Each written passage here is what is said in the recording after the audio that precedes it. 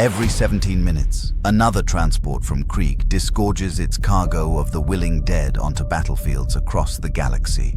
Fresh-faced soldiers marching toward graves that have been mathematically calculated, GPS coordinated, and pre-dug by their predecessors. In the time it takes you to listen to this story, 3,000 young men will draw their final breaths through rebreather masks they've never removed, dying not for glory or honor, but because an entire world has convinced itself that death is the only acceptable form of life. This is the story of humanity's most efficient killing machine, not a weapon of war, but a culture of systematic suicide dressed in imperial uniforms and blessed by the God Emperor himself. If you crave more tales from the Dark Millennium, hit that subscribe button and join the ranks of those who dare to witness the true mathematics of imperial warfare. The Emperor protects, but Krieg provides the bodies that make his protection possible. The morning mist on Vrax Prime carried more than moisture. It reeked of cordite, promethium exhaust, and the sweet stench of week-old corpses. Colonel Jerton of the 143rd Siege Regiment lowered his magnoculars and surveyed the killing field that stretched between the Imperial trenches and the heretic fortress city. 30 kilometers of churned mud, razor wire, and the bleached bones of previous assaults painted a picture that would break lesser men's spirits. But the Death Korps of Krieg were not lesser men. They barely qualified as men at all. Commissar, Jerton's voice crackled through his rebreather's Vox grill, mechanical and emotionless. The 67th and 23rd Companies report ready for assault. Casualty projections. Commissar Valdez consulted his data slate, the numbers glowing amber in the pre-dawn gloom. 87% losses projected for initial wave. Acceptable parameters, Colonel. Acceptable. The word hung in the recycled air of the command bunker like incense in a cathedral. On any other world, in any other regiment, such projections would spark outrage, demands for better tactics, desperate pleas for orbital support. But this was Krieg, and death was their currency, spent as freely as ammunition. The trenches stretched in both directions beyond sight, a vast scar carved across the planet's surface by 18 months of siege warfare. Within those earthworks, 10,000 soldiers in grey greatcoats and distinctive rebreather masks waited with the patience of the grave. They checked their bayonets with ritual precision, murmured litanies of sacrifice to the God Emperor, and thought of home, a world of ash where failure meant the slow death of atomic fire. "Signal the artillery," Jerton commanded. "Commence preparatory bombardment. All batteries, maximum saturation. We advance in 1 hour." The first shells screamed overhead moments later, earthshaker cannons and mortars speaking in thunderous chorus. The heretic positions erupted in fountains of earth and flame, but everyone knew the enemy had deep bunkers, reinforced positions that would survive the barrage. The bombardment wasn't meant to destroy the defenders. It was meant to announce that the Death Korps was coming, and that nothing in the galaxy could stop them except death itself. In the forward trenches, Sergeant 34 Gamma adjusted his equipment webbing and checked his Chainsword's fuel cell. The weapon had taken 17 heretic heads in the last assault, and he planned to double that number today. Around him, his men, if they could be called men, performed their pre-battle rituals with the mechanical efficiency that made Krieg feared across the galaxy. Each soldier bore the same rebreather mask, the same grey uniform, the same willingness to die for the Emperor's glory. They were products of a world that had learned the hard lesson that individual lives meant nothing compared to imperial victory. And that lesson had been branded into their very DNA through centuries of genetic conditioning and cultural indoctrination. The bombardment intensified, turning the no-man's land into a hellscape of fire and smoke. But through the chaos, the Death Korps waited with inhuman patience, ready to walk into certain death with the same enthusiasm other regiments reserved for victory parades. Because for Krieg, death was victory, and victory was death. To understand why 10,000 Kriegers could march into certain death without hesitation, you must first understand what forged them in the crucible of nuclear fire. Krieg was not always a world of gas masks and endless trenches. Once it had been green, prosperous, and fatally proud. The year was 433 M40 when Colonel Jurten Krieg, the world's planetary governor, made the decision that would damn his people for 10,000 years. A rebellion had erupted across the planet's surface, heretical cults and separatist movements threatening to tear Krieg from the Imperium's embrace. The rebels controlled the major cities, commanded superior numbers, and had already declared independence from the God Emperor's light. Any rational leader would have called for reinforcements, waited for Imperial Guard regiments to arrive and restore order. But Jurten Krieg was a man of absolute conviction, and he understood that sometimes salvation required damnation. The nuclear arsenals of Krieg had been sealed since the dark age of technology, buried in deep vaults and forgotten by all but the most secretive tech adepts. But desperate times called for desperate measures, and the planetary governor possessed the ancient codes that could unlock humanity's most terrible weapons. He gathered his loyalist forces in the deep shelters and bunkers, then gave the order that would reshape his world forever. "Burn it all," he commanded. "Better a dead world loyal to the Emperor than a living world in rebellion." The atomic fire that followed consumed continents. Cities that had stood for millennia became glass plains in minutes. Forests turned to ash, oceans boiled, and the very air became poison. The rebels died in their millions, but so did countless innocents, men, women, and children whose only crime was living on a world torn between loyalty and heresy. When the firestorms finally ended, Krieg was a tomb. 90% of the population lay dead. The atmosphere was toxic, and radiation scarred the landscape like the fingerprints of angry gods. But the rebellion was over, and those who survived in the deep shelters learned a lesson that would echo through the centuries. Individual lives meant nothing compared to absolute loyalty to the Imperium. The survivors emerged into a world transformed. The green fields of their youth had become ash wastes. The blue skies had turned perpetually grey, and every breath required artificial filtration to avoid the lingering death that hung in the very air they breathed. They adapted, as humans always do, but the adaptation changed them in ways deeper than mere biology. Children born in the post-nuclear world never saw an unfiltered sky. They grew up in underground hab complexes where recycled air and artificial light were the only constants. Their toys were miniature gas masks, their lullabies were litanies of imperial loyalty, and their playground was the endless graveyard their world had become. The first generation after the nuclear holocaust developed the philosophical framework that would define Krieg for millennia. They were guilty. Guilty of allowing rebellion to take root on their world, guilty of forcing their governor to make the ultimate sacrifice, guilty of surviving when so many others had died. This guilt was not individual. It was collective, racial, encoded in their very culture like a genetic mutation of the soul.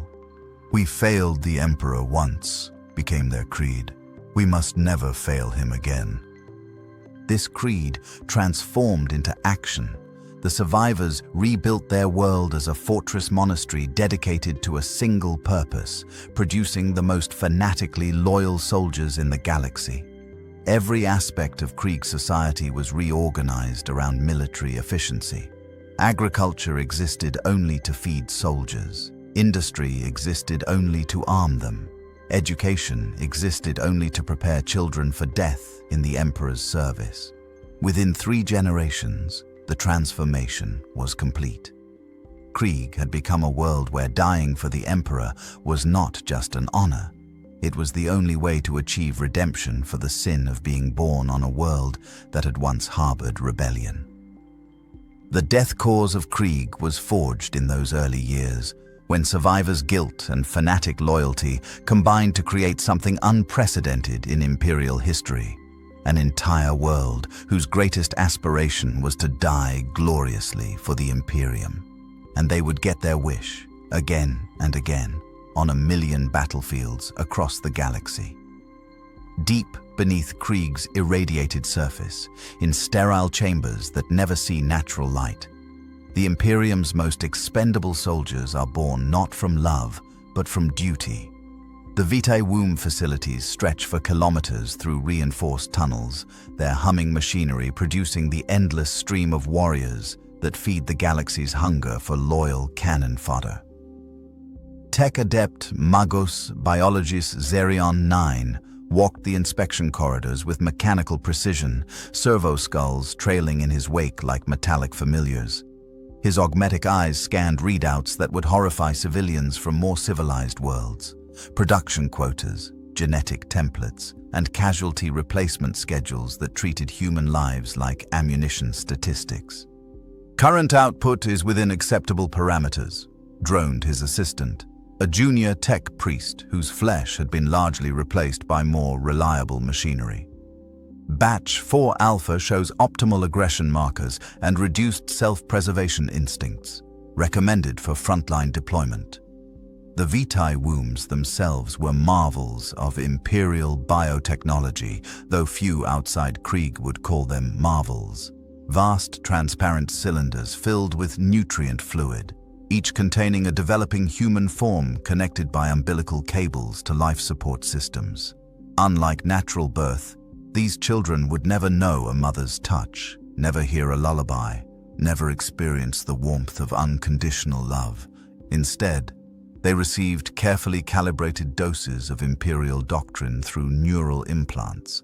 Their developing brains fed a steady diet of loyalty mantras and tactical data, while their bodies grew in artificial wombs.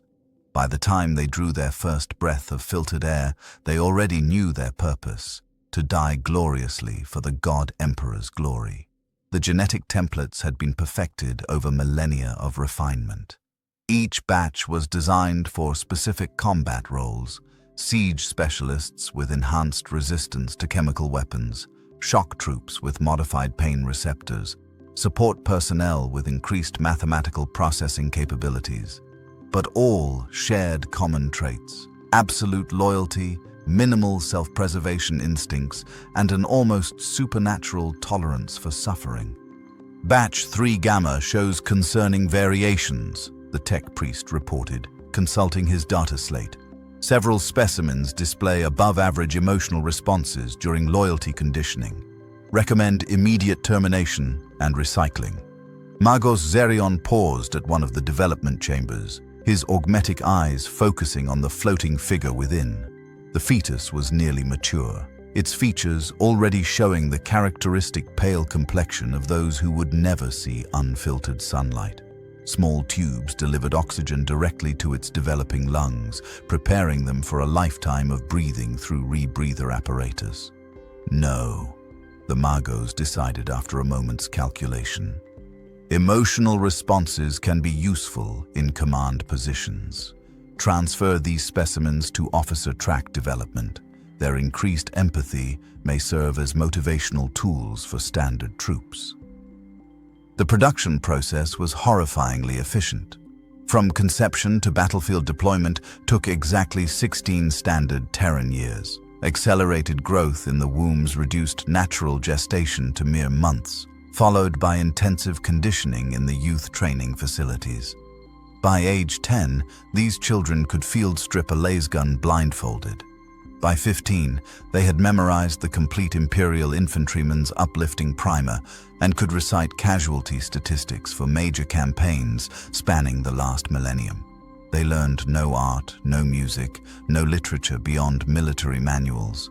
Their recreation consisted of war games and tactical exercises. Their greatest aspiration was not to live long, prosperous lives, but to die in such a way that their sacrifice would be recorded in regimental annals.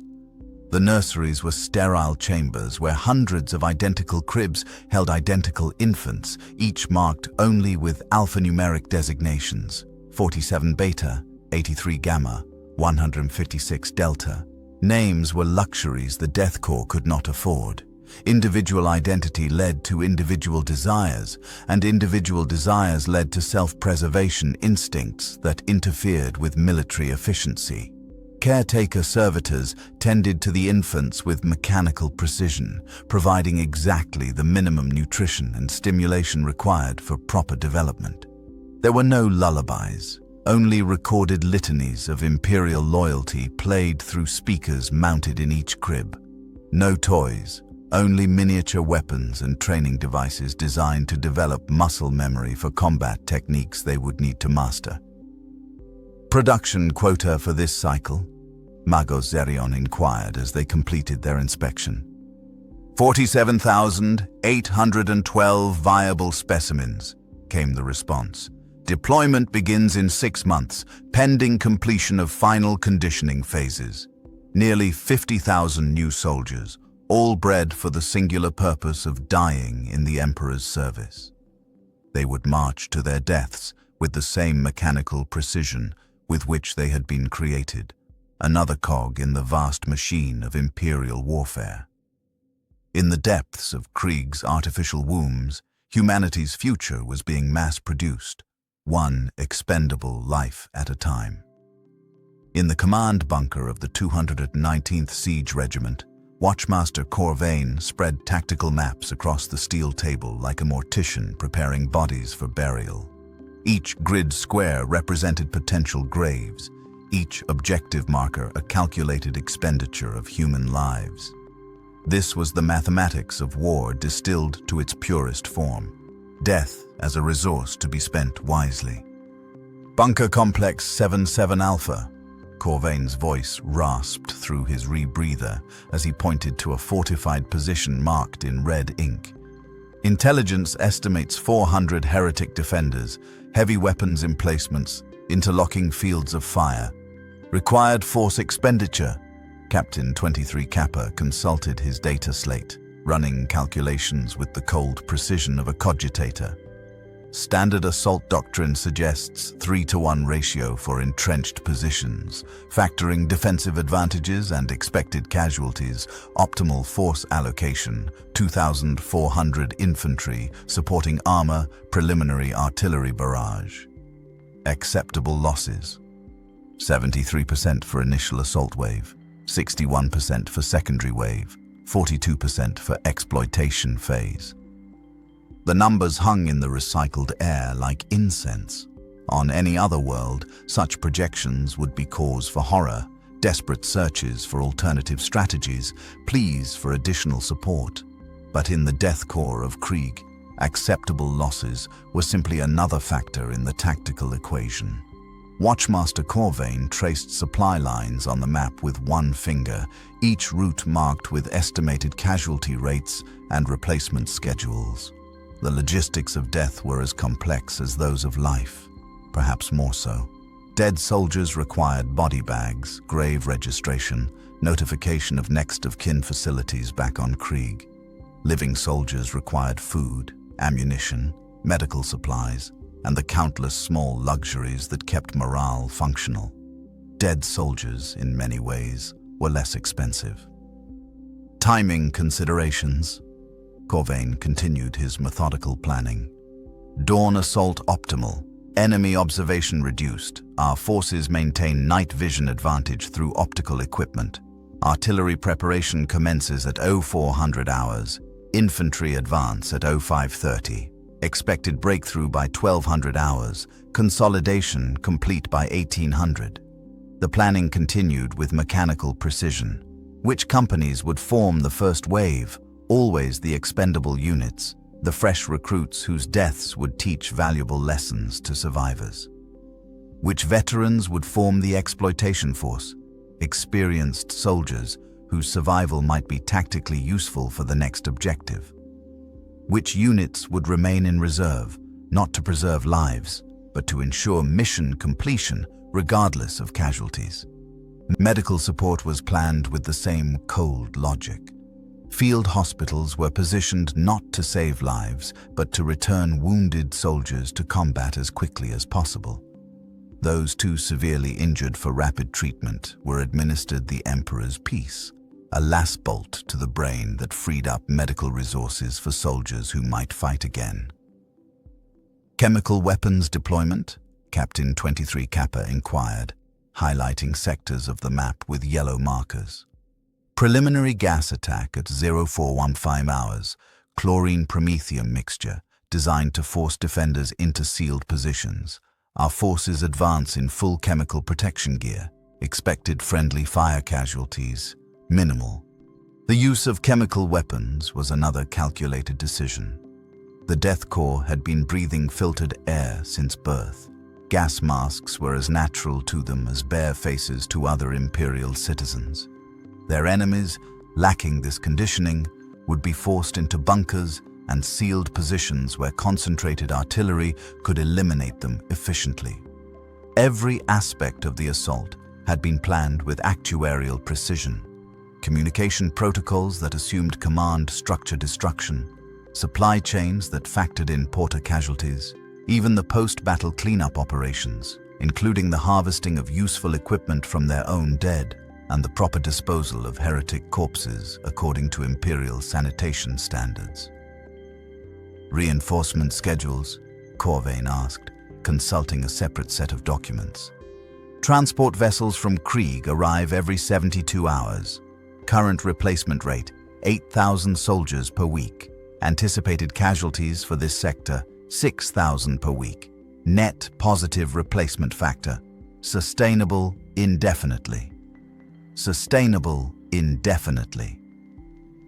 The phrase captured the essence of Krieg's military philosophy. Other regiments fought to win quickly, to minimize casualties, to preserve valuable soldiers for future campaigns. The Death Korps fought to establish sustainable casualty rates that could be maintained across decades of warfare. They were not trying to win the war quickly. They were trying to win it efficiently, grinding down enemy resistance through sheer attrition while maintaining their own forces through constant reinforcement from their homeworld's inexhaustible production facilities. Final assessment? Watchmaster Corvain asked as he rolled up the tactical maps. Mission success probability, 97%. Acceptable loss ratios maintained. Recommend immediate implementation. Tomorrow, 2,400 soldiers would march into certain death. Their sacrifice would capture one fortified position among hundreds. The war would continue, the meat grinder would turn, and fresh reinforcements would arrive to replace the fallen. This was not tragedy. This was Tuesday. The gas mask is the face of Krieg, and like all faces, it conceals more than it reveals. In the armoring chambers beneath Firebase Tertius, Trooper 47 Delta performed the ritual that defined his people, the donning of the rebreather that would be his face until death claimed him.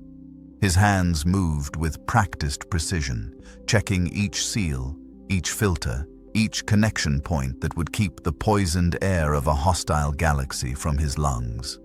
But the mask was far more than mere survival equipment. It was identity, anonymity, and absolution wrapped in rubberized fabric and blessed steel. Mask integrity check, Sergeant 12 Gamma intoned, moving down the line of assembling soldiers. Each trooper stood at attention, while their superior inspected their breathing apparatus with the reverence other regiments reserved for holy relics. Because in truth, that's exactly what they were. The rebreather masks of Krieg were forged in the same foundries that had produced the emergency equipment during the nuclear holocaust. Each one contained fragments of metal recovered from the ruins of the old world, blessed by tech marines and inscribed with micro-prayers in High Gothic. When a Krieger donned his mask, he was literally wearing the ashes of his world's redemption. But the masks served purposes that went far beyond protection from chemical weapons. Behind those dark lenses and filtered breathing apparatus, individual identity dissolved. 47 Delta could not be distinguished from 83 Alpha or 156 Gamma. They became interchangeable components in the vast machine of Imperial warfare. valued not for their unique qualities, but for their identical dedication to duty. The psychological effects were profound and intentional. Without faces, the Kriegers could not form the personal bonds that led to favoritism, mercy, or hesitation in combat. They could not be distracted by concerns for specific comrades, could not be paralyzed by grief when friends fell beside them. Everyone was equally disposable, equally valuable, equally ready to die for the Emperor's glory. "Filter replacement schedule?" 47 Delta asked through his Vox grill, the mechanical voice indistinguishable from any other Krieger. "Standard rotation every 72 hours, Sergeant 12 Gamma responded. "Chemical warfare exposure reduces interval to 24 hours. Combat damage requiring immediate replacement to be reported to quartermaster personnel." The masks also served as psychological warfare against their enemies. Heretics and Xenos fighting the Death Korps reported an almost supernatural terror when facing ranks of identical faceless soldiers who advanced through fire and fury without breaking formation. There was something deeply unsettling about enemies who showed no individual reactions to pain, fear, or death. In the deeper bunkers, Krieger corpses lay in neat rows awaiting burial detail. Even in death, their masks remained in place. This was not mere practicality, it was doctrine. The faces beneath the masks were the faces of individuals, unique human beings with personal histories and individual dreams. But Krieg had no use for individuals, only for soldiers. The dead were buried with their masks on because removing them would reveal their humanity, and humanity was a luxury the Death Korps could not afford. Better to remember them as perfect soldiers than as flawed human beings who might have wanted something more from life than glorious death in the Emperor's service. Tech Adept Zorion supervised the mask blessing rituals in the regimental shrine, his mechanical voice droning sacred litanies over rows of newly manufactured breathing apparatus. Each mask received the proper benedictions, the correct ritual applications of sacred oils and blessed unguents that would protect their wearers not just from toxic atmospheres, but from the spiritual contamination of doubt and individual desire. Through filtered air, we breathe the Emperor's will. The assembled Kriegers recited in unison, their voices creating an inhuman chorus that echoed through the shrine. Through sealed vision, we see his truth. Through mechanical speech, we speak his commands. The ritual was repeated every morning, every evening, every time a soldier donned or removed his breathing apparatus. The mask was not worn, it was assumed, like the mantle of duty itself. Behind those dark lenses, the individual ceased to exist, replaced by something harder, colder, and infinitely more useful to the Imperium's war machine. New recruits sometimes asked why they could never remove their masks, even in the relative safety of the bunkers. The answer was always the same, because beneath the mask lay the face of someone who might choose to live rather than die, and such choices were luxuries that Krieg could not afford. The gas mask was the face of death, and death was the only face that Krieg needed to show the galaxy. The guns of Krieg speak with the voice of the God Emperor, and when they roar in unison, even the stars themselves seem to tremble. On the siege lines of Vrax Prime, the Death Korps had assembled the largest concentration of artillery in the sector, a symphony of destruction that would make the Adeptus Mechanicus weep tears of sacred oil. Magos Artificer Draconis surveyed his domain from the command tower of Firebase Maxima, his augmetic eyes processing targeting data that flowed like rivers of liquid amber across his retinal displays. Below him stretched kilometers of gun positions, each emplacement precisely surveyed and registered to deliver death with mathematical precision. Earthshaker batteries report ready status, voxed Captain Bombardier 34 Theta through the command network. 144 guns, standard high explosive loadout, maximum range deployment. Medusa siege guns confirm readiness, added another voice, mechanical and emotionless. 36 guns, armor-piercing rounds chambered, counter-battery mission prepared. The artillery doctrine of the Death Korps was built around a simple philosophy. If you could see it, you could kill it. If you could kill it, you should kill it. And if you had any doubt about whether it was dead, you should kill it again with twice as many shells. The gun crews worked with the mechanical precision that defined all Krieg military operations. Each artillery piece required a crew of 8 soldiers, but the Death Korps deployed 12 per gun, not for efficiency, but to ensure continuous operation when casualties inevitably mounted. Loaders who fell to counter-battery fire were replaced without pause. Gunners who succumbed to chemical weapons were dragged aside while their comrades continued the bombardment. Draconis consulted his tactical displays, watching enemy positions highlighted in red through the omniscient gaze of orbital reconnaissance.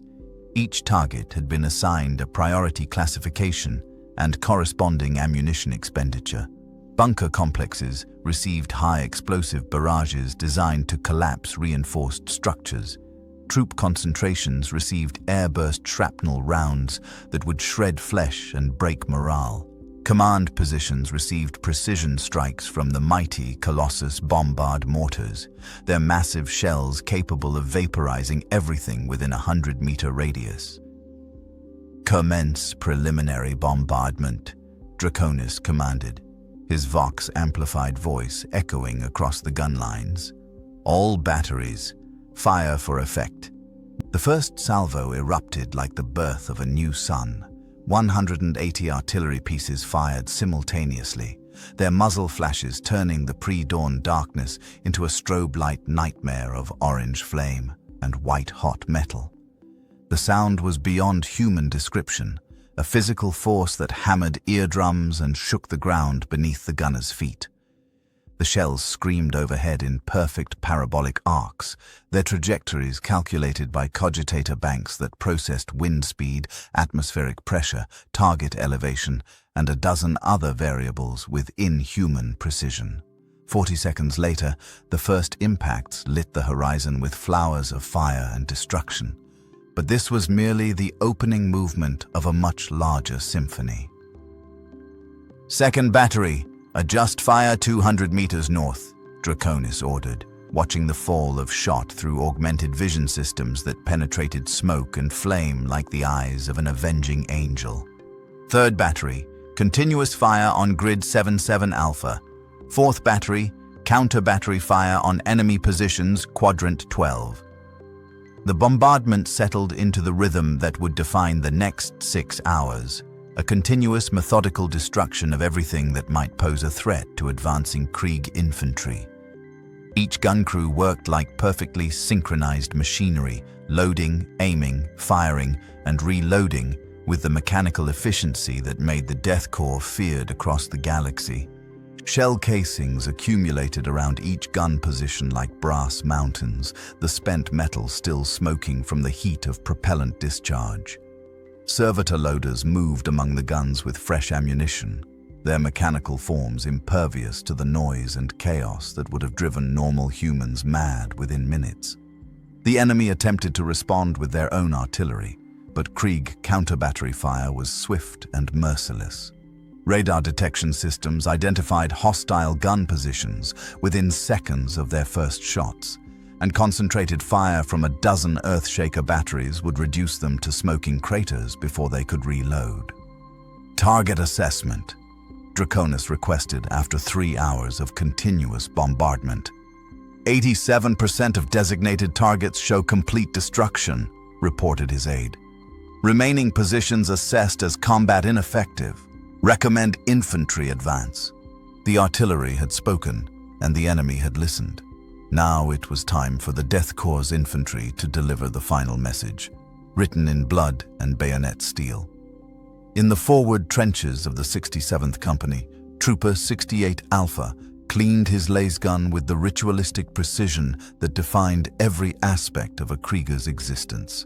The weapon had served him faithfully through 17 combat missions, its scarred metal frame bearing the accumulated damage of battles across 3 different worlds.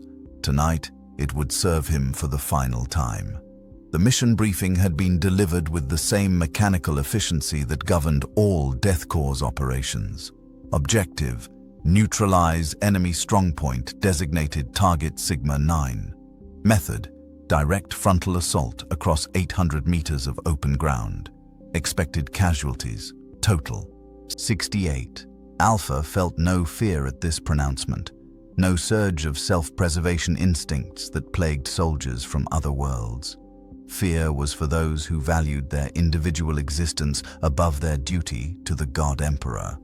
Kriegers had been bred, trained, and conditioned to transcend such primitive emotional responses.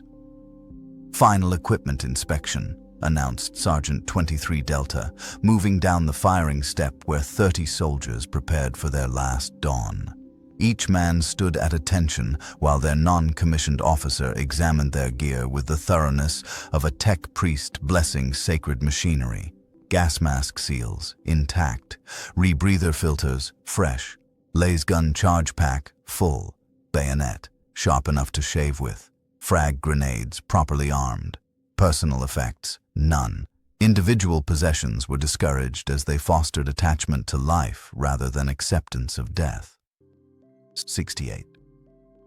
Alpha's kit differed from his comrades only in one respect. He carried a Voxcaster unit, its bulk adding 15 kilograms to his standard load. His designation as company Vox operator meant he would be specifically targeted by enemy snipers seeking to disrupt Imperial communications. This honor had been bestowed upon him after his exemplary performance in the last assault, where he had continued transmitting targeting coordinates, even after losing his left arm to shrapnel. The medical servitors had reattached the limb with mechanical efficiency, but 68 Alpha knew the repair was temporary. Krieg medical doctrine prioritized speed over quality. Soldiers needed to be functional for the next mission, not healthy for a long life they would never live to enjoy. Mission parameters? Sergeant 23 Delta inquired, testing his men's memorization of their orders. Advance across designated fire zone at 0630 hours, 68 Alpha recited through his rebreather's Vox grill. Maintain formation integrity despite casualties. Secure enemy positions through close assault tactics. Hold ground until relieved or eliminated. Acceptable casualty thresholds.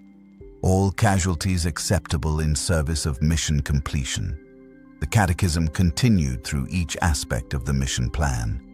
There would be no tactical flexibility, no field expedient modifications to account for changing battlefield conditions. The Death Korps fought by doctrine, and doctrine demanded that orders be followed regardless of cost in human life. In the deeper bunkers, replacement troops were already being prepared. Trooper 156 Beta would assume 68 Alpha's Vox operator duties when he fell, carrying the same equipment, following the same procedures, dying with the same mechanical efficiency. After him would come 284 Gamma, then 421 Delta, an endless chain of identical soldiers feeding the insatiable hunger of Imperial warfare. 68 Alpha checked his chronometer, 0615 hours. 15 minutes until the assault began. He used the time to perform final rituals, cleaning his weapon one last time, adjusting his equipment harness, murmuring the litany of final service that every Krieger learned in childhood. "Emperor of mankind, guide my aim," he whispered into his rebreather. "Let my death serve your glory. Let my sacrifice purchase victory for the Imperium. Let my name be forgotten, but my duty remembered." The prayer was personal, one of the few individual acts permitted to Death Korps soldiers. Each man faced death alone, regardless of how many comrades surrounded him. The mask that concealed his face also isolated his soul, preparing it for the journey from life to martyrdom. Around him, his squadmates performed their own final preparations. Some checked equipment one last time. Others, stood in perfect stillness, conserving energy for the charge to come. A few muttered prayers or imperial hymns through their vox grills, the mechanical voices creating an inhuman chorus that echoed through the trench system. Fix bayonets, Sergeant 23 Delta commanded at 0625 hours. 30 blades clicked into place with synchronized precision, their monomolecular edges gleaming in the pale morning light. These weapons would serve when lasguns ran dry, when ammunition was expended, when only cold steel stood between victory and defeat. 68. Alpha hefted his lasgun and felt its familiar weight, perfectly balanced after 17 battles of experience. In 5 minutes, he would climb from these trenches and walk across open ground into the concentrated fire of an entrenched enemy. He would fall, statistics guaranteed it, but before falling, he would kill, and killing was victory enough for any true son of Krieg. The chronometer read, "War 6:29 hours, 1 minute remaining, time to die for the Emperor's glory." The War Council convened in the sterile depths of Command Bunker Primus, where the arithmetic of death was calculated with the precision of a banking transaction.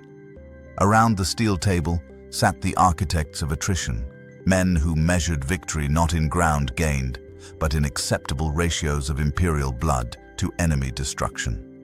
General Mordian Kane spread reconnaissance picks across the table like a dealer shuffling cards of doom. Each image showed the heretic stronghold designated Bunker Complex Theta Prime, a fortress of reinforced ferrocrete and blessed steel that had withstood 6 months of continuous bombardment. Intelligence estimates suggested 400 defenders inside, well supplied and fanatically motivated. "Gentlemen," Kane's augmetic voice rasped through damaged vocal cords, souvenirs from a chemical attack on Mordian Prime. "We have a mathematics problem." Colonel Jerton of the 143rd activated his data slate, displaying casualty projections in columns of amber numbers. "Standard assault doctrine against prepared positions requires minimum 3-to-1 numerical advantage. Current force availability suggests optimal deployment of 1,500 infantry for Phase 1 assault." "Projected losses?" inquired Commissar Valdez, his quill poised over requisition forms that would order men to their deaths with administrative efficiency. 78% casualties for initial wave, assuming enemy maintains current defensive capability. Secondary wave projects 62% losses. Tertiary wave estimates 41% casualties before successful breach. The numbers hung in the recycled air like a death sentence. 1,500 soldiers would charge across open ground into concentrated fire from prepared positions. 1,170 would die to eliminate 400 heretics. The mathematics were clear, brutal, and absolutely acceptable by Death Korps standards. "Alternative strategies?" Kane asked, though the question was mere formality. The Death Korps had one tactical doctrine: overwhelming frontal assault supported by maximum artillery preparation. "Orbital bombardment would reduce the position to rubble," suggested Major 67 Kappa. "Minimal friendly casualties, guaranteed target elimination." "Negative," Kane responded immediately. "Orbital assets are required for strategic targets. This bunker complex represents tactical objective only. Infantry assault is most resource-efficient solution." Resource efficient. The phrase encapsulated the Death Korps' approach to warfare. Human lives were renewable resources, shipped regularly from Krieg's vast training facilities. Orbital bombardment shells were precious, manufactured in limited quantities by distant forge worlds. Better to spend soldiers than ammunition. Commissar Valdez consulted his personnel files, each document representing a human life reduced to service record and genetic classification. "Recommend deployment of 341st and 298th Companies for initial assault. Both units contain high percentages of replacement personnel requiring combat seasoning." Combat seasoning, the euphemism for testing new soldiers under fire to identify which ones possessed the proper fanatical dedication. Those who faltered would be noted for future assignments to punishment battalions. Those who excelled would be marked for potential promotion to sergeant rank, assuming they survived long enough. Medical support allocation? Inquired Apothecary Guerin, his mechadendrites clicking with mechanical precision as he calculated triage requirements. Standard battlefield protocols, Kane decided. Establish forward aid station at minimum safe distance. Priority treatment for soldiers who can return to combat within 24 hours. Those requiring extended medical care receive the Emperor's Peace. The Emperor's Peace, another euphemism in the extensive vocabulary of Death Korps warfare. A single last bolt to the brainstem, delivered with clinical efficiency to soldiers too badly wounded for rapid return to duty. It preserved medical supplies for more viable cases and ensured that no Krieger would suffer the indignity of surviving their service to the Imperium. Logistical considerations? Major 67 Kappa asked, consulting supply manifests that measured ammunition expenditure against expected casualty rates. Replacement personnel arrive on transport vessel Mortis Glorium in 72 hours, reported the logistics officer. Manifest shows 2,000 fresh troops. Full equipment loadout. Standard indoctrination complete. Adequate to maintain operational strength regardless of mission casualties. The replacement troops were already en route from Krieg. Their transport launched before the current assault had even been planned. This was the efficiency of the Death Korps system. Reinforcements arrived on schedule, precisely calibrated to replace anticipated losses. The war machine never stopped, never paused, never allowed sentiment to interfere with operational requirements. Final authorization? Commissar Valdez asked, his stylus hovering over the execution order that would send 1,500 men to their deaths. General Kane reviewed the tactical display one final time, confirming firing lanes, artillery support zones, and casualty collection points. Everything was perfectly planned, precisely calculated, utterly merciless in its mathematical perfection. Assault commences at dawn, he declared.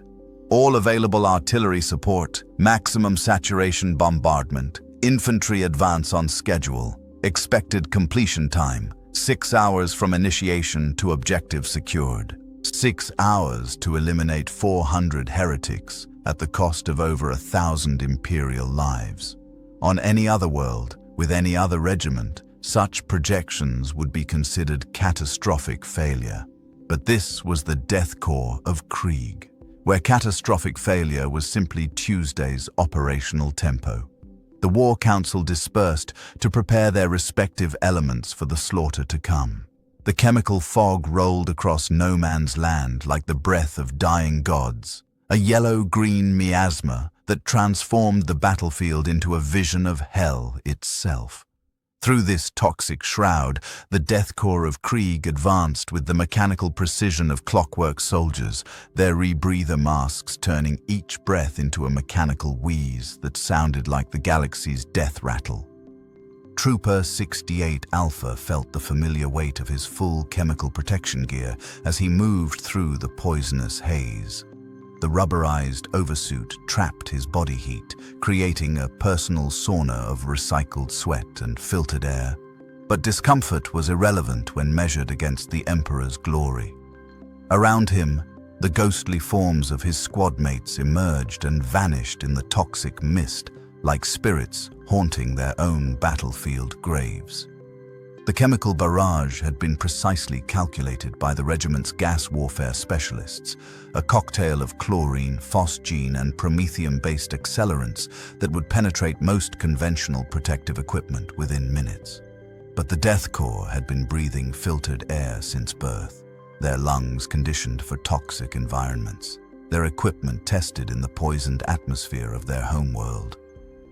"Advance by sections," Sergeant 23 Delta's voice crackled through the Vox network, distorted by chemical filters and atmospheric interference. "Maintain visual contact despite reduced visibility. Watch for enemy movement in the fog.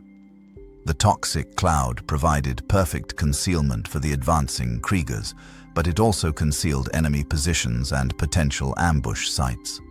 Combat in chemical fog required different tactics, shorter engagement ranges, increased reliance on audio detection, careful coordination to prevent friendly fire incidents that could devastate entire squads. 68 Alpha's Voxcaster crackled with constant updates from other units advancing through the poison. 3rd Platoon reports contact, grid reference 77 Alpha. Chemical detection equipment shows toxicity levels increasing. Casualty report, 5 down to enemy fire, 2 down to equipment failure in the gas. Equipment failure in chemical warfare was often as deadly as enemy action. A torn seal, a cracked filter, a failed pressure valve could expose a soldier to lethal concentrations of toxic agents. The Death Korps medical doctrine for chemical casualties was brutally simple. If a soldier's protective equipment was compromised beyond field repair, he received immediate euthanization to prevent suffering and preserve medical resources for more viable cases. Through the yellow murk, shapes began to emerge. The twisted remains of previous assaults, corpses from earlier battles that had become part of the landscape itself. The dead served as navigation markers in the featureless terrain, their positions carefully mapped by reconnaissance teams for tactical reference. Here lay the 423rd Company, decimated in last month's offensive. There, the remnants of an armored push that had foundered on hidden anti-tank mines. The chemical fog began to shift as artificial wind generators in the Krieg positions pushed the toxic cloud toward enemy lines. This was psychological warfare as much as chemical, forcing the heretics to choose between suffocation in sealed bunkers or exposure to lethal agents. Either choice would weaken their defensive capabilities when the main assault began. Enemy bunker complex, 200 meters, reported 156 Beta through his respirator's Vox grill. The structure emerged from the fog like a prehistoric monster, its ferrocrete walls scorched by months of artillery bombardment but still intact. Firing ports and observation slits remained active, suggesting the defenders had survived the chemical attack. 68. Alpha adjusted his Voxcaster frequency and began transmitting targeting coordinates back to the artillery positions. His mechanical voice delivered death with the same efficiency as his laser gun. Target designation Sigma 9 Alpha, grid reference 477281. Bunker complex, estimated squad strength, request immediate fire support. The response came within seconds. A whistling shriek overhead as Earthshaker shells arced through the toxic atmosphere. The chemical fog lit up with explosions, each impact creating brief clearings in the poison cloud that revealed glimpses of the devastation below. But the bunker survived, its reinforced construction deflecting even direct hits. The heretics inside would be shaken, possibly wounded, but still capable of resistance. The Death Korps would have to take the position the hard way, with bayonet and laser gun, life against life, death against defiance. "Prepare for assault," Sergeant 23 Delta commanded. "Fix bayonets. Check equipment one final time. Remember, victory is measured in enemy dead, not friendly survivors." Through the chemical fog, 30 soldiers prepared for the final charge, their breathing apparatus making them sound like mechanical demons haunting a poisoned world. The toxic atmosphere that would kill normal humans in minutes was merely another battlefield condition to be endured, another challenge to be overcome through superior equipment and fanatical dedication. 68. Alpha chambered a fresh power pack in his laser gun and felt the familiar weight of duty settling on his shoulders. The chemical fog swirled around him like the shroud of martyrdom itself. Time to earn another glorious death for the Emperor. The supply convoy rolled through the dawn mist along what the maps designated as Strategic Route Mortis 7, but every Krieger knew its real name. the corpse road. Built not of stone or ferrocrete, but of the accumulated dead from 6 months of siege warfare, it was perhaps the most efficient feat of engineering in the Death Korps' long history of practical brutality. Quartermaster Sergeant 91 Mu guided his Centaur supply vehicle along the macabre highway, its tracks finding purchase on surfaces that had once been men. The road stretched for 12 kilometers from the rear supply depots to the forward trenches, every meter constructed from the bodies of fallen soldiers, imperial and heretic alike, arranged with the mechanical efficiency that defined all Krieg logistics operations. The construction had been born of necessity rather than malice. Traditional road-building materials were unavailable on Vrax Prime, the planet's infrastructure destroyed by months of orbital bombardment and artillery barrages. But corpses were abundant, and the Death Korps had never been squeamish about practical applications for their fallen comrades. Combat engineer Adept Voss supervised the road's daily maintenance from his position in the lead vehicle, consulting charts that tracked decomposition rates, structural integrity, and traffic capacity with the same attention other regiments devoted to ammunition inventories. His augmetic eyes scanned the roadway for weak points where settling bodies might require reinforcement with fresh casualties. Section 7 requires additional stabilization, he reported through the convoy's Vox network. Recent artillery strikes have disturbed the substrate. Recommend deployment of yesterday's casualties from the 341st Company. The bodies were arranged with engineering precision, larger specimens forming the foundation layer, smaller casualties filling gaps and providing surface stability. Chemical treatments prevented excessive decomposition and reduced the attraction of scavenger organisms. Blessed oils and sacred unguents ensured that the dead continued to serve the Emperor even in their dissolution. The convoy consisted of 12 vehicles carrying essential supplies to the forward positions, ammunition, replacement equipment, medical supplies, and fresh reinforcements to replace the daily wastage of siege warfare. Each vehicle was crewed by soldiers whose injuries made them unsuitable for frontline combat, but still capable of useful service, men with missing limbs, chemical burns, or psychological damage that hadn't yet progressed to requiring the Emperor's peace. Driver 234 Gamma navigated his supply truck around a section where recent shelling had scattered the roadway's organic components across a wide crater. His left eye socket was empty, a souvenir from sniper fire during the assault on Bunker Complex Delta, but depth perception was less critical for supply runs than for combat operations. Checkpoint Mortis approaching, he voxed through his rebreather. Security teams confirm route clear, no enemy activity detected.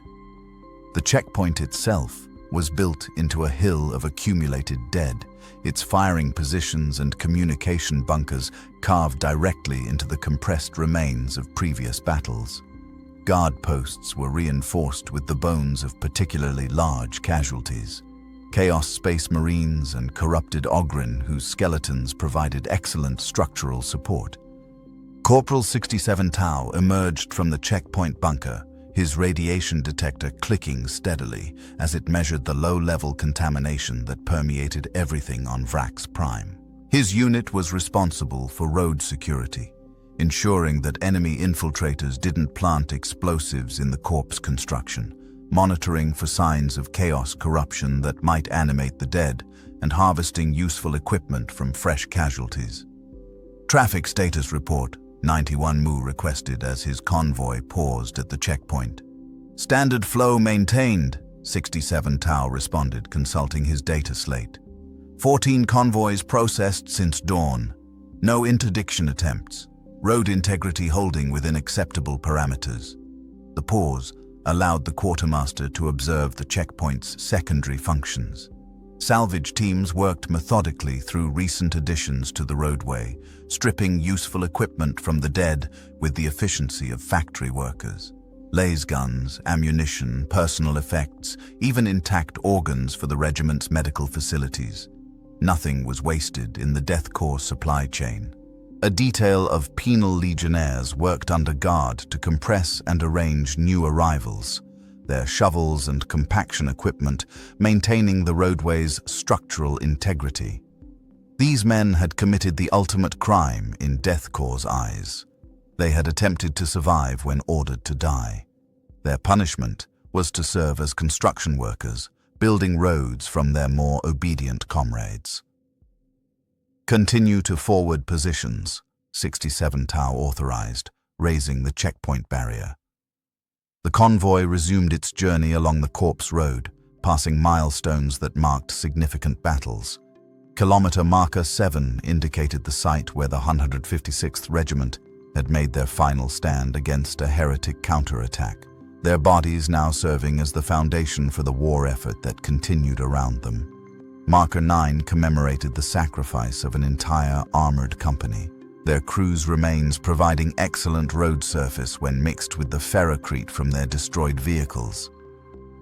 The dead served even in death, their final duty to the Emperor measured not in heroic last stands, but in the practical support their remains provided to the living soldiers who continued the fight. It was efficiency of the highest order, waste elimination that would make a Mechanicus efficiency expert weep tears of sacred joy. As the convoy approached the forward supply dumps, 91 Mu reflected on the brutal mathematics of their situation. Every day, hundreds of soldiers died in the grinding attrition of siege warfare. Every day, their bodies joined the growing infrastructure that supported the survivors. Every day, the Corps Road grew longer, stronger, more capable of supporting the war machine that ground forward with mechanical inevitability. Death was not the end of service.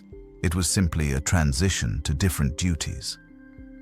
Brother Sergeant Malthius of the Crimson Fists had witnessed the horrors of a dozen campaign zones, fought alongside Imperial Guard regiments from across the galaxy, and earned 17 campaign honors in 3 centuries of service to the Emperor. But nothing in his superhuman experience had prepared him for his first encounter with the Death Korps of Krieg.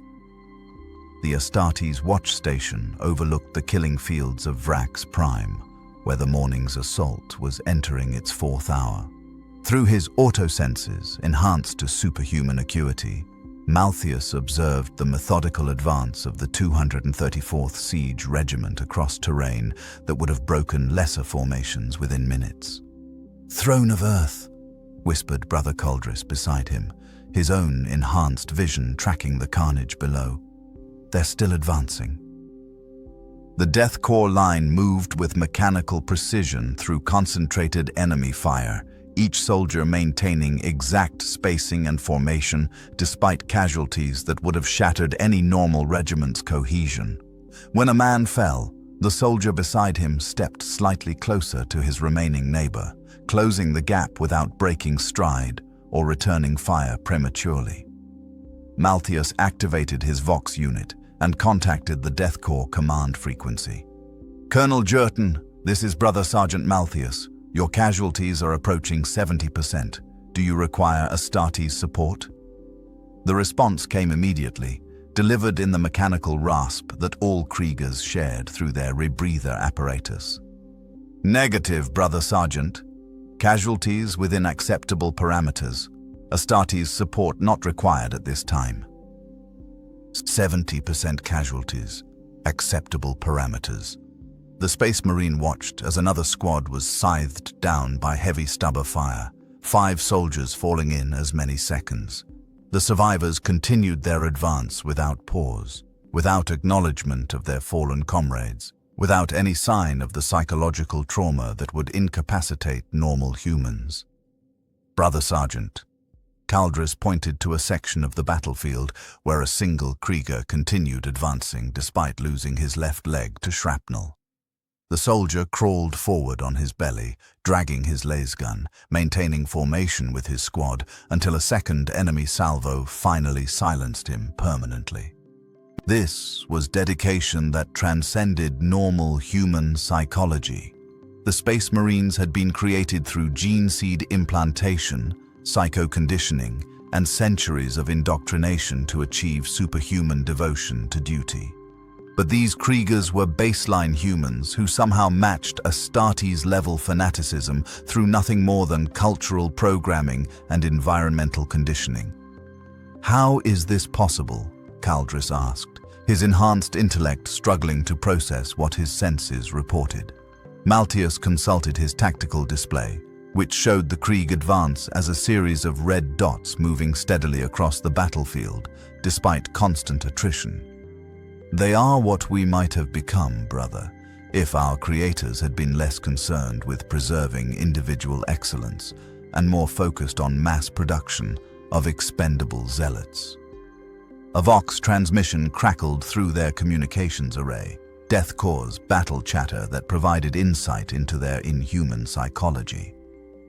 Trooper 67 Delta reports wound to torso, continuing advance. Trooper 156 Gamma confirms lasgun malfunction, switching to bayonet assault. Squad 23 Alpha reports squad leader eliminated, assuming command structure per doctrine.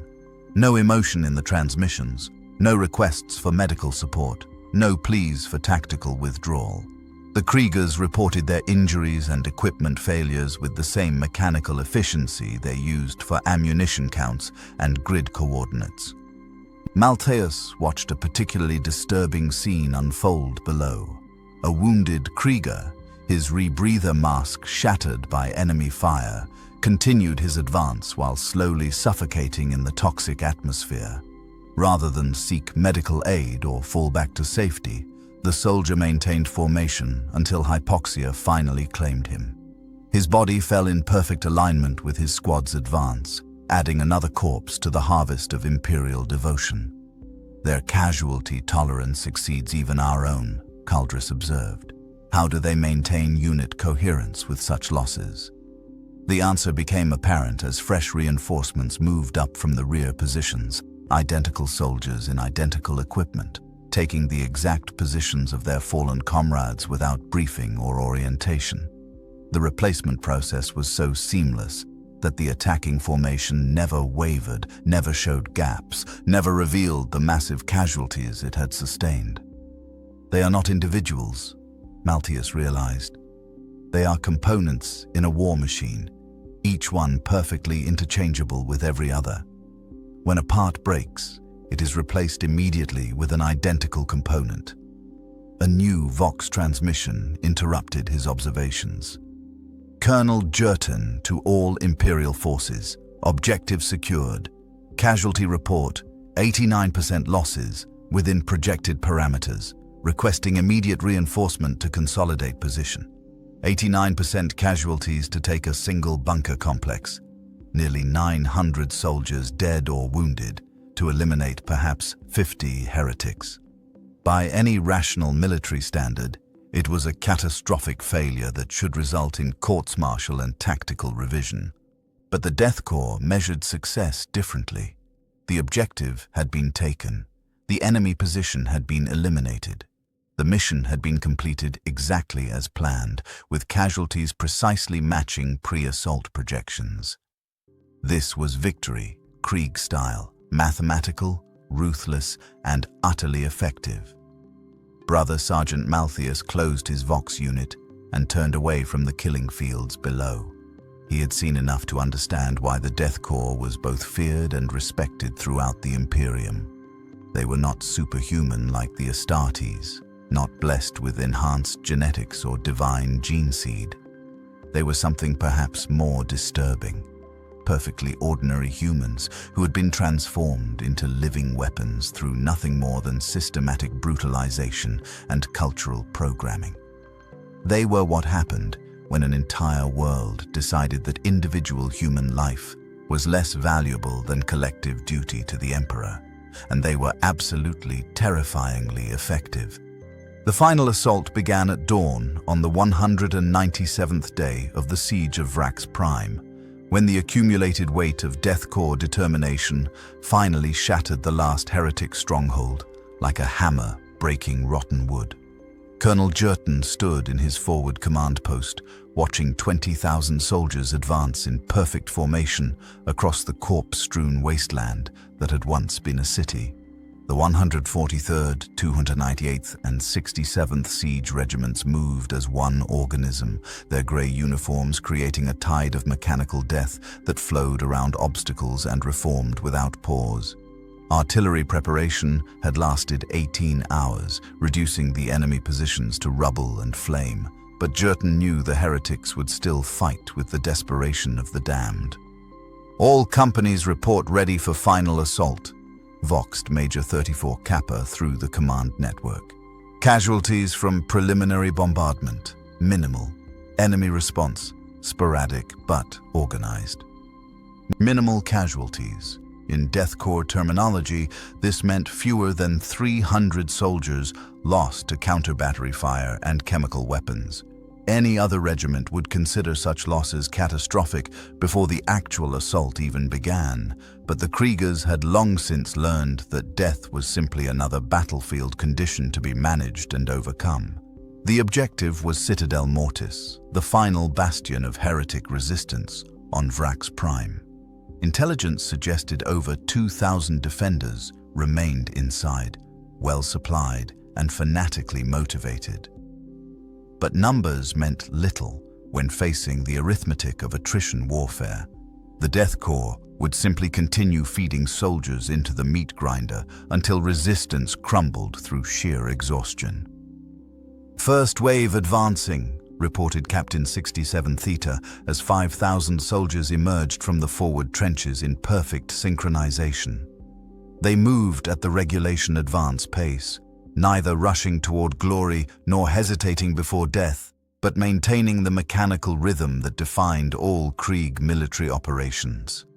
The enemy response was immediate and devastating. Heavy stubbers and lascannons carved bloody furrows through the advancing ranks, each burst cutting down multiple soldiers in sprays of blood and shattered equipment. Mortar rounds exploded among the grey uniformed formations, creating circles of death that would have broken any normal unit's cohesion. But the Death Korps was not normal. Where gaps appeared in the line, neighboring soldiers adjusted their spacing to maintain formation integrity. When squad leaders fell, subordinates assumed command without breaking stride. When entire sections were eliminated by concentrated fire, reserve units moved forward to fill the breach with the mechanical precision of clockwork, replacing broken gears. "Casualty report from first wave," Jerton requested after 30 minutes of slaughter. 47% losses and climbing," came the response. "Advance continuing per doctrine. Second wave prepared for deployment." The colonel watched his soldiers die with the clinical detachment of an accountant reviewing expenditure reports. Each death brought the regiment closer to victory through the simple mathematics of attrition. The heretics had finite ammunition, limited manpower, and human psychology that would eventually crack under pressure. The Death Korps had none of these weaknesses. "Deploy second wave," Jerton commanded. "Maintain assault pressure. Begin preparation for third wave deployment." Another 5,000 soldiers rose from the trenches, their bayonets gleaming in the morning sun as they advanced across ground carpeted with the bodies of their predecessors. They used the fallen as cover, taking firing positions behind the corpses of comrades who had died minutes earlier. Still listening in the darkness? Remember to hit that subscribe button if you're witnessing the true face of Imperial warfare, where victory comes not from superior tactics, but from superior willingness to die. The assault waves continued throughout the day, each one smaller than the last as the available manpower was consumed in the furnace of siege warfare. But with each wave, the heretic fire slackened slightly. Ammunition ran lower. Defensive positions became untenable through accumulated damage. By noon, the Death Korps had advanced to within 100 meters of the Citadel's outer walls. The cost had been tremendous, over 12,000 casualties from an initial force of 20,000. But the mathematics were working in their favor. Intelligence reports suggested heretic ammunition was running critically low, medical supplies were exhausted, and morale was cracking under the relentless pressure. "Final assault preparation," Jerton ordered, as the sun reached its zenith over the battlefield. "All remaining units advance to contact. Fixed bayonets, close assault formation."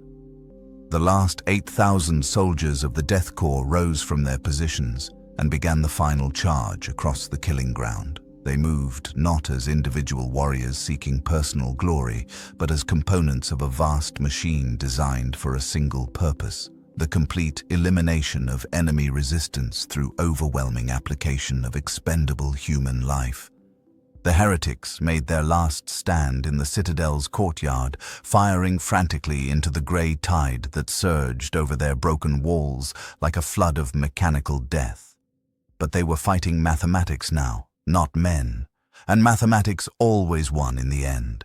The breakthrough came at 13:47 hours when the citadel's main gate finally fell to concentrated assault. The Death Korps poured through the breach like water through a broken dam, their bayonets finding heretic flesh with the efficiency of industrial machinery. The battle for the citadel lasted another 4 hours, fought room by room, corridor by corridor, until the last defender fell to Krieger steel. When the gunfire finally stopped, fewer than 3,000 Death Korps soldiers remained standing from an initial assault force of 20,000.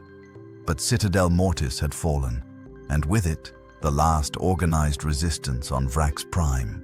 Victory had been achieved through the simple expedient of being willing to die for it.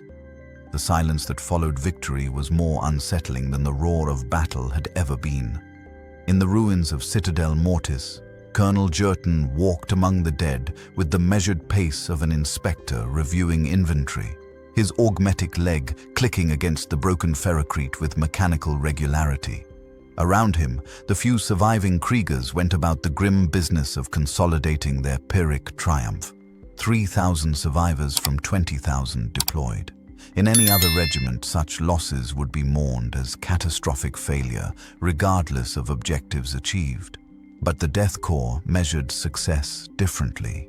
The enemy was dead, the position was secured, and mission parameters had been fulfilled exactly as calculated. "Casualty processing report," Jerton requested through his rebreather's Vox grill. Quartermaster Sergeant 91 Mu consulted his data slate, the numbers glowing amber in the smoke-filled air. 17,000 confirmed dead, requiring full burial detail. 800 wounded, of which 600 are combat ineffective and recommended for the Emperor's peace. Remaining 200 assessed as suitable for return to duty within 72 hours. The mathematics were brutally simple. The 600 wounded who could not quickly return to combat would be euthanized with clinical efficiency, their suffering ended and medical resources preserved for more viable cases. This was not cruelty. It was practical resource management in a war where sentiment was a luxury the Imperium could not afford. Tech adept Zorayan supervised the salvage operations with mechanical precision, his servo skulls cataloging useful equipment recovered from the battlefield. Laser guns, ammunition, voxcasters, even functional organs for the regiment's medical facilities. Everything was inventoried, processed, and prepared for redistribution to incoming reinforcements. "Equipment recovery status?" Jerton inquired, stepping carefully around a pile of Krieger corpses arranged with geometric precision by burial detail servitors. 87% of issued weapons recovered in serviceable condition, Zorian reported through his Vox synthesizer. Ammunition expenditure within projected parameters. Recommend immediate requisition of replacement personal equipment for incoming personnel. The dead were being processed with industrial efficiency. Body bags were a luxury the Death Korps had long since abandoned in favor of mass burial techniques that maximized space utilization while maintaining proper Imperial sanitation protocols. The fallen would rest in neat rows, marked only with numerical designations. their individual identities dissolved into the collective glory of regimental achievement. Commissar Valdez stood in the Citadel's central courtyard, composing the victory report that would be transmitted to Sector Command. His words transformed the slaughter of the past hours into acceptable military terminology, casualties becoming acceptable losses, and near extinction becoming successful objective completion with standard force expenditure. "Engagement summary?" Jerton asked, pausing beside the Commissar's portable Vox station. "Fortress complex neutralized at 1751 hours, Valdez reported, his stylus scratching across official forms. "Enemy resistance eliminated with total effectiveness. Imperial casualties within projected parameters for assault operations of this scale. Recommend immediate reinforcement to maintain sector security." The reinforcement transports were already en route from Krieg, their holds packed with fresh soldiers bred in the Vitae Wombs and trained in the siege academies. They would arrive within 72 hours, ready to assume the positions of their fallen predecessors with identical equipment, identical training, and identical willingness to die for the Emperor's glory. In the makeshift field hospital, Chief Apothecary Guerin performed triage with mechanical efficiency. Soldiers who could be rapidly patched and returned to duty received immediate attention. Those requiring extended medical care received injections of powerful stimulants and pain suppressors that would allow them to fight until their bodies finally collapsed. The remainder received the Emperor's peace, a quick, clean death that preserved both dignity and medical supplies. "Medical assessment complete," Guerin reported through his augmetic voice box.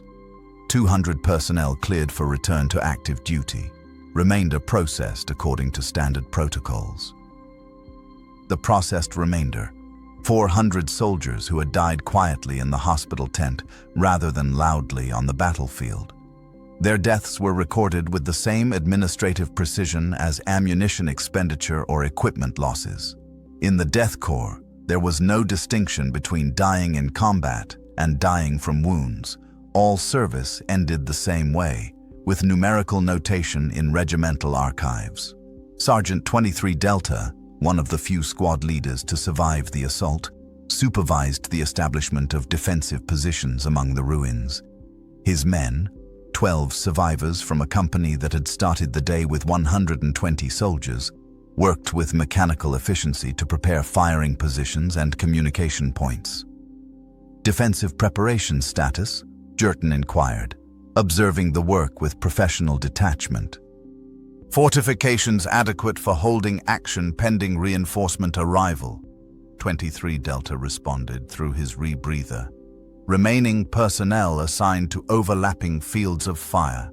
Ammunition supplies sufficient for sustained defensive operations." The survivors showed no signs of combat stress, survivors' guilt, or psychological trauma that would affect other regiments. They had witnessed the destruction of 90% of their comrades, fought through hell itself, and emerged into a wasteland of corpses and shattered dreams. But they remained functional, efficient, ready for the next mission with the mechanical reliability that made the Death Korps invaluable to Imperial warfare. Victory had been achieved, but at a cost that would haunt any normal military formation for generations. Entire companies had been wiped out, centuries of military tradition erased in a single day's slaughter, thousands of lives spent like ammunition to achieve tactical objectives. But this was Krieg, where victory was always measured in acceptable losses, and acceptable losses were whatever it took to complete the mission. The Citadel had fallen, the enemy was dead, and fresh reinforcements were already en route to continue the eternal war. In the grim darkness of the far future, this was what triumph looked like: a handful of survivors standing among mountains of their own dead, ready to do it all again tomorrow. The replacement transports descended through Vrax Prime's toxic atmosphere like carrion birds returning to a feast, their hulls scarred by atmospheric entry and weapons fire from orbital defense platforms that no longer existed. Within their holds, 2,000 fresh Kriegers sat in perfect silence, their identical faces hidden behind identical gas masks, waiting for their turn to feed the meat grinder that had consumed their predecessors. Colonel Jerton watched the landing operations from the command bunker, his augmetic eye tracking the mechanical precision with which new soldiers disembarked from their transports. No emotional reunions, no celebrations of survival, no acknowledgement that they were replacing the dead. Just efficient transfer of personnel from ship to battlefield with industrial regularity.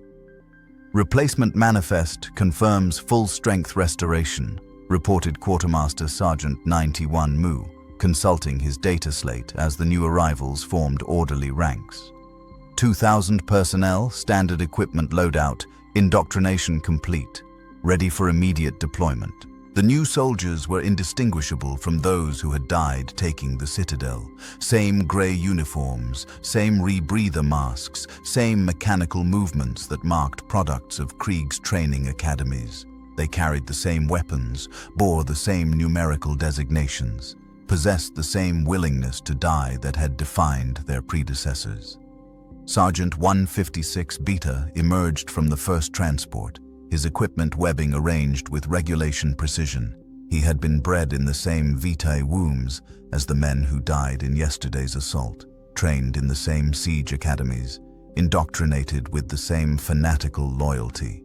But he felt no connection to the fallen. Individual identity was a luxury that Krieg could not afford. "Report to section leaders for tactical briefing," ordered Major 34 Kappa, himself a replacement for the previous major who had died leading the final assault. The seamless transition of command was another feature of Death Korps efficiency. Every soldier was trained for positions above their current rank, ready to assume higher responsibilities when their superiors inevitably fell. The tactical briefing was delivered with characteristic Krieg efficiency: grid coordinates, enemy dispositions, casualty projections, and mission parameters. No discussion of the massive losses that had preceded their arrival. No memorial services for the fallen.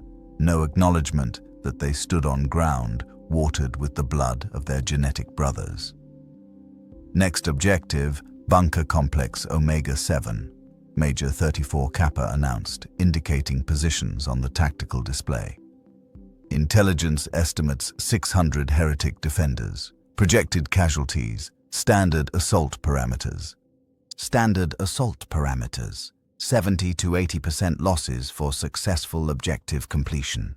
The new arrivals received this information without reaction, processing it as just another battlefield condition to be managed through superior training and fanatical dedication. Tech adept Zorian supervised the equipment distribution with mechanical precision, his servo skulls delivering weapons recovered from yesterday's casualties to the fresh troops. Each lasgun had been cleaned, blessed, and re-sanctified according to proper rituals, ready to serve new hands with the same efficiency it had served the dead. "Weapon assignment complete," Zorian reported through his Vox synthesizer. "All personnel equipped per regulation standards. Ammunition distribution proceeding on schedule." The weapons carried the accumulated damage of previous battles. Scratched stocks, worn grips, battle scars that told stories of courage and sacrifice. But the new soldiers showed no curiosity about these marks, no interest in the history of the tools they now carried. The past was irrelevant. Only the mission mattered. In the forward positions, the few survivors of yesterday's assault worked alongside the replacements with professional detachment. There was no mentorship, no sharing of hard-won experience, no bonding between veterans and newcomers. Each soldier was expected to perform according to standard doctrine, regardless of experience level. Corporal 67 Tau, one of 12 survivors from his original company, supervised the emplacement of new defensive positions.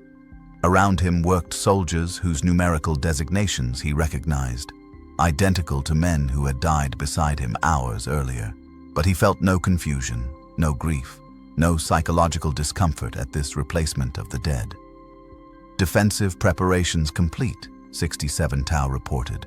all positions manned according to tactical requirements, ready for next phase operations. The cycle was beginning again, fresh soldiers arriving to replace the fallen, taking identical positions, preparing for identical missions, accepting identical casualties in service of imperial objectives. It was efficient, sustainable, and utterly inhuman in its mechanical perfection.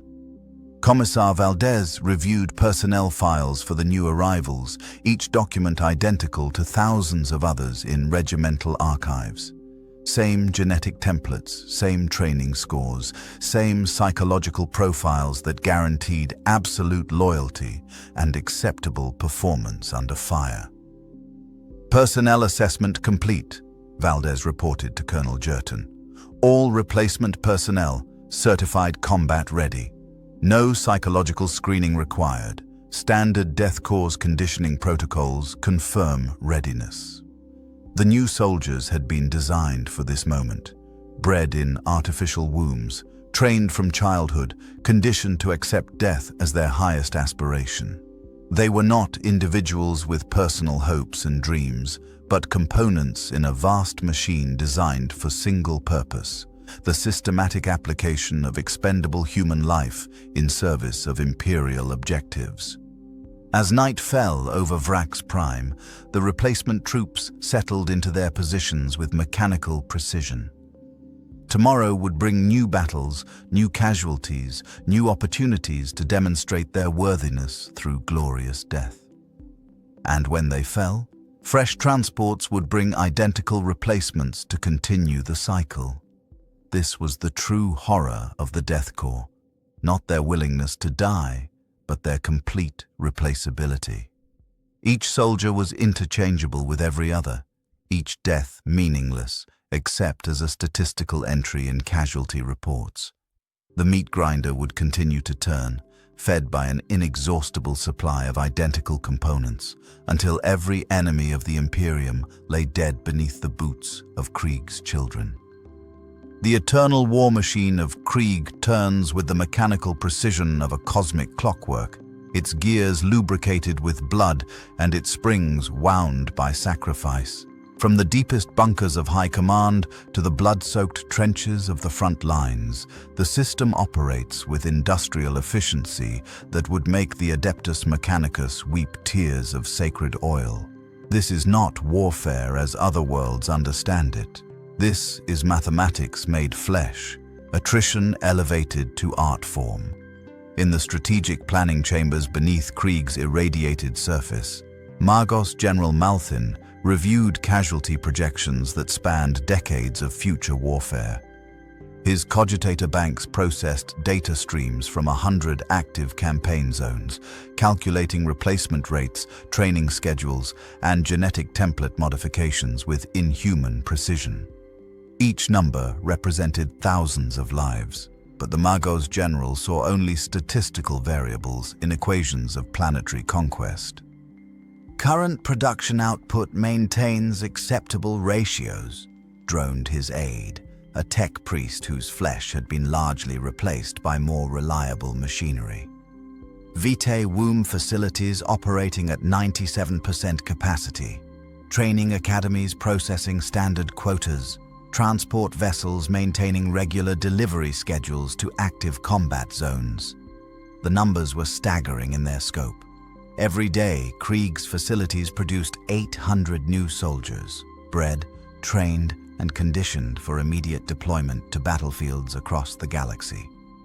Every week, 5,000 fresh troops departed for campaign zones where their predecessors had fallen in service to the Emperor. Every month, 20,000 young men and women began their journey from artificial wombs to glorious graves. This was production on an industrial scale. Human life mass-manufactured with the same efficiency that Forge Worlds applied to weapon production. But unlike laser guns or ammunition, these products were designed not for durability, but for expendability, created specifically to be consumed in the furnace of imperial warfare. The strategic doctrine was elegant in its simplicity. Maintain sufficient production capacity to replace any conceivable casualty rate.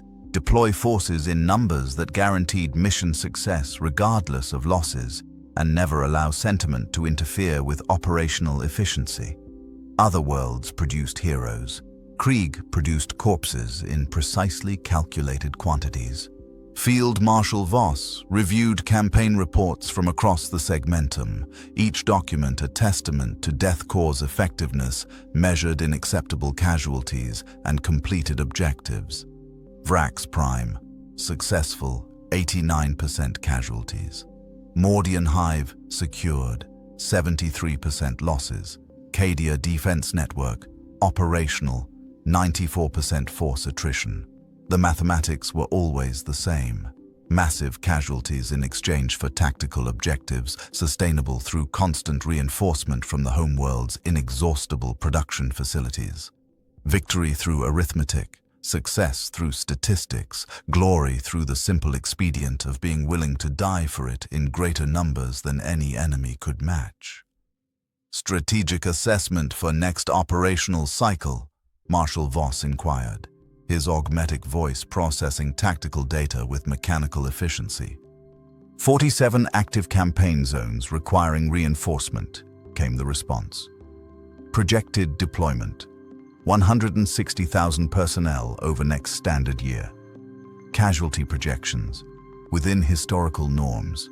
Production schedules, adequate to maintain operational tempo. 160,000 soldiers, an entire world's population by some standards, deployed as expendable resources in a single operational cycle. Most would die within their first year of service, their bodies adding to the vast graveyards that marked the Imperium's expansion across the galaxy. But their deaths would not be meaningless, because meaning was irrelevant when measured against efficiency. Each casualty brought the Imperium closer to total victory through the simple mathematics of attrition. The enemy had finite resources, limited manpower, psychological breaking points that could be reached through sustained pressure. Krieg had none of these weaknesses. The cycle could not be broken because it was not designed to be broken. Every aspect of Krieg society existed to feed the war machine. Agriculture to sustain soldiers, industry to equip them, education to prepare them for death. The planet had become a single organism with one purpose, the systematic conversion of human life into imperial victory. Children born in the Vitae Wombs would never know any existence beyond military service.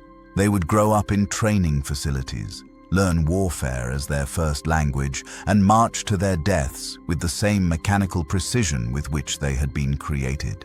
Their greatest aspiration would be a glorious end in the Emperor's service, their greatest fear a survival that suggested insufficient dedication to duty.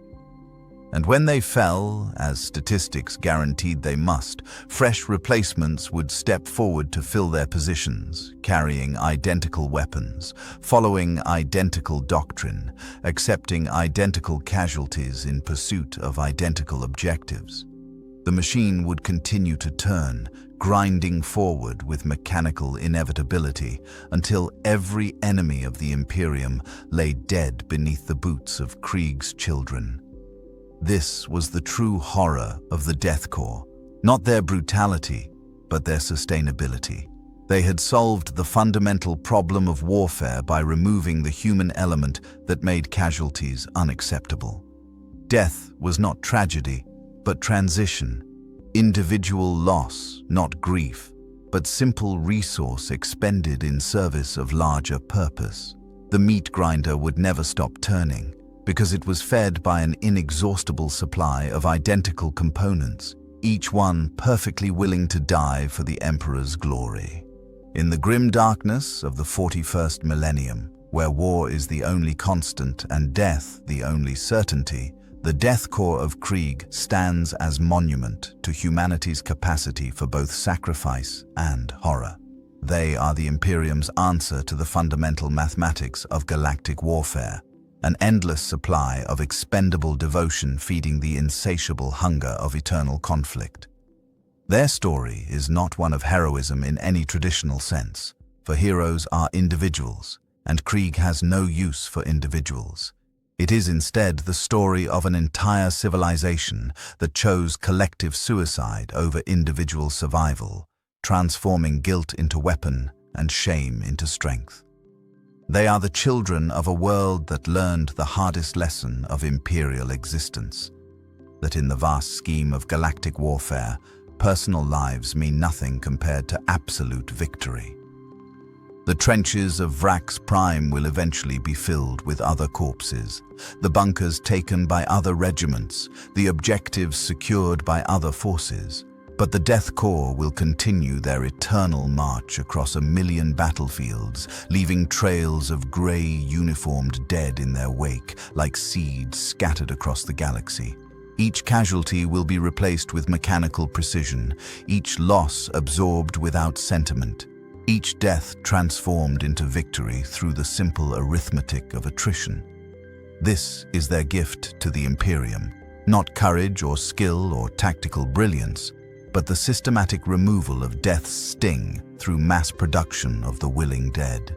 They have solved warfare's greatest problem by embracing its greatest cost, accepting casualties that would break other forces while maintaining operational efficiency that would make the Adeptus Mechanicus weep with envy.